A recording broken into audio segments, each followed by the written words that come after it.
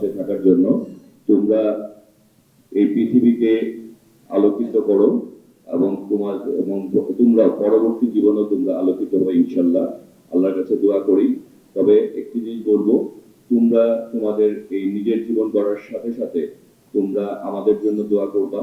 আমরাও যাতে তোমাদের মতো সুন্দর একটি জীবন আমরা যাতে গড়তে পারি এবং তোমাদের এই জীবনের মাধ্যমেই আমাদের এই পৃথিবী যেমনি ভাবে আলো ছড়ায়, আমরাও যাতে সব সময় তোমরা যারা এই কোরআনের পাখি রয়েছে তোমাদেরকে আমরাও যাতে তোমাদের পাশে সবসময় থাকতে পারি। তোমাদের আমাদের মিলনে আমরা যাতে ঈমান এবং আমলের সাথে আমরা যাতে মৃত্যুবরণ করি এবং সবাই মিলে আমরা যাতে দেশটা গড়ার জন্য কাজ করতে পারি এবং সবাই মিলে এগিয়ে যেতে পারি এবং আমাদের এই কাজ হবে আমরা একটি সুন্দর বাংলাদেশ গড়ব।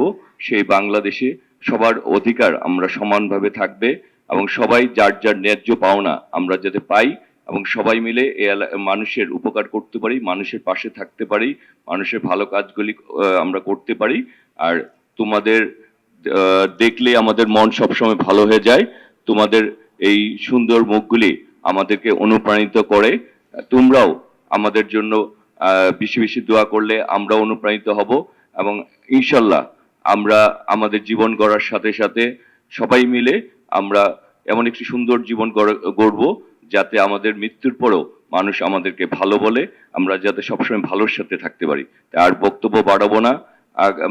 আমরা ইনশাল্লাহ আমরা যদি আগামী দিনে আমরা যদি আমাদের দল যদি ক্ষমতায় আসে এবং আমরা যদি তোমাদের সাথে আমরা যে অবস্থায় থাকি না কেন আমরা যাতে সবসময় তোমাদের পাশে থাকতে পারি সেই দোয়া করছি এবং সে প্রত্যাশাই করছি। আর আমরা একটা রাজনৈতিক দল করি, সেটির নাম হচ্ছে বাংলাদেশ জাতীয়তাবাদী দল এবং সেই দলের একটি প্রতীক রয়েছে ধানের শীষ। আমি সেই দলের প্রার্থী।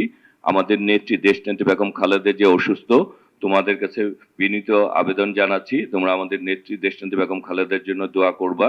এছাড়া আমাদের যে অন্য একজন ওসমান হাদি মারা গেছে, তাকে হত্যা করা হয়েছে, তার আত্মার মাগফিরাতের জন্য করছি এবং তোমাদের কাছে দোয়া প্রার্থনা করছি।